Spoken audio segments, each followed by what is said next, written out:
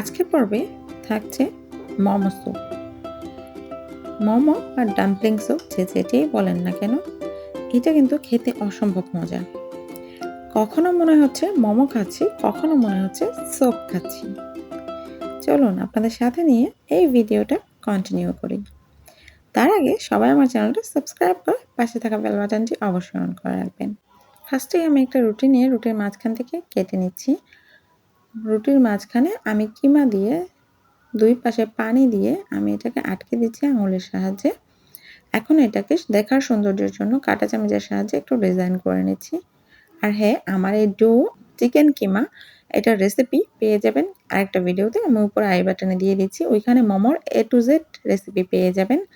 আজকে আমি শুধু স্যুপ রেসিপি দেখাবো, তাই আমি মোমো রেসিপিটা দেখালাম না। এখন আমার সবগুলো মোমো রেডি। এখন আমি চলে যাচ্ছি আমার মূল রেসিপিতে।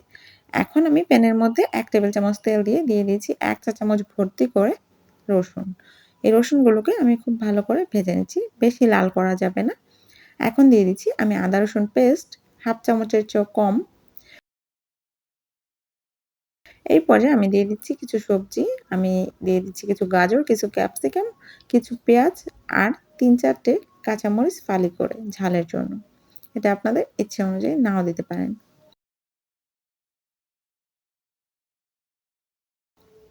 আপনারা যত বাটি স্যুপ বানাবেন তত বাটি পানি দিয়ে নেবেন। আমি 2 কাপ পানি দিয়ে দিচ্ছি। এখন দিয়ে দিব আমি ম্যাগের যে থাই সোপ আছে, ওই সোপটা আমি এখন দিয়ে দিব 1 প্যাকেট। এভাবে স্যুপ রান্না করলে অসম্ভব টেস্ট হয়।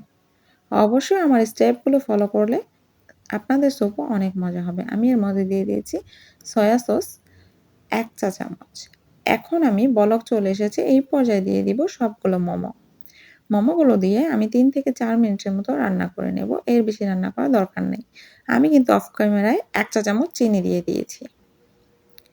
এটা কিন্তু বাচ্চারাও খেতে পারবে। এটা আমি 2 ভাবে আপনাদের দেখিয়ে দিব সার্ভ করে। একটা হচ্ছে স্পাইসি থাকবে, আরেকটা কিন্তু একটু মিষ্টি, মিষ্টি থাকবে। তো অবশ্যই আমার সাথে থাকুন, পুরো ভিডিওটা দেখবেন। আমার কিন্তু এখন মোমো রেডি। এইভাবেই সার্ভ করে নিতে পারেন। আমি আরও একভাবে আপনাদের সার্ভ করে দেখিয়ে দিব। এটা কিন্তু আমার ছেলের জন্য আমি সার্ভ করেছি। আমার ছেলে ঝাল খেতে পারে না। সে কিন্তু এই অবস্থা থেকে খেয়ে নেবে। কিন্তু আমার বড় মেয়ে, সে কিন্তু ঝাল খেতে পছন্দ করে। তার জন্য আমি আবার একটু ডিফারেন্ট করে একটা সস তৈরি করে আপনাদের দেখিয়ে দিচ্ছি। আপনারা অবশ্যই আমার ভিডিওটা কন্টিনিউ করবেন লাস্ট পর্যন্ত। এখন আমি দেখিয়ে দিচ্ছি যে কিভাবে আপনারা ঝাল সস বানিয়ে নেবেন। এই স্যুপটাকে একেবারেই অনেক স্পাইসি করে আমরা খেতে পারি। এখানে আমি নিয়ে নিচ্ছি 1 টেবিল চামচ সয়া সস, দিয়ে দিচ্ছি গার্লিক অয়েল। এই অয়েলটা আমি আমার মোমোর রেসিপিতে দেখিয়ে দিয়েছি, ওই ভিডিওটা আমি আই বাটনে দিয়ে দিব। এখানে দিয়ে দিচ্ছি স্যুপ, সেই যে মোমো স্যুপটা আমরা রান্না করেছি এই স্যুপগুলো কিন্তু এখানে দিয়েছি। আমি অফ ক্যামেরায় এইখানে 2টা স্লাইস লেবুর রস দিয়ে দিয়েছি।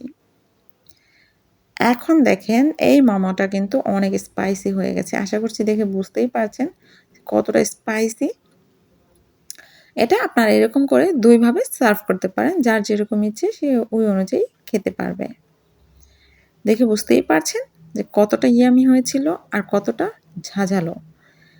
অবশ্যই আমার আরেকটা যে ভিডিও আছে ওইখানে মোমোর A to Z রেসিপি দেওয়া আছে, ওইটা আপনারা অবশ্যই দেখে নেবেন, তাহলে আপনাদের কাছে অনেক ইজি হয়ে যাবে। এখন দেখুন আমি 2টাই সার্ভ করে নিয়েছি। 2টাই কিন্তু দেখতে অসম্ভব সুন্দর লাগছে। আর খেতেও 2টার টেস্ট 2 রকম। এইখানে আমি একটু চিলি ফ্লেক্স দিয়ে দিয়েছি আরও বেশি স্পাইসি করার জন্য। বুঝতেই পারছেন যে এটা অসম্ভব রকমের ঝাল হবে আর খেতে জাস্ট ওয়াও। তো এইরকম ডিফারেন্ট টাইপের ভিডিও পেতে অবশ্যই আমার চ্যানেলটা সাবস্ক্রাইব করে পাশে থাকা বেল বাটনটি অন করে রাখবেন, যেন আমার সব ভিডিও নোটিফিকেশন আপনাদের কাছে পৌঁছে যায় সবার আগে। আজকের ভিডিও এই পর্যন্তই। সবাই ভালো থাকবেন, আমার জন্য দোয়া করবেন। আল্লাহ হাফেজ।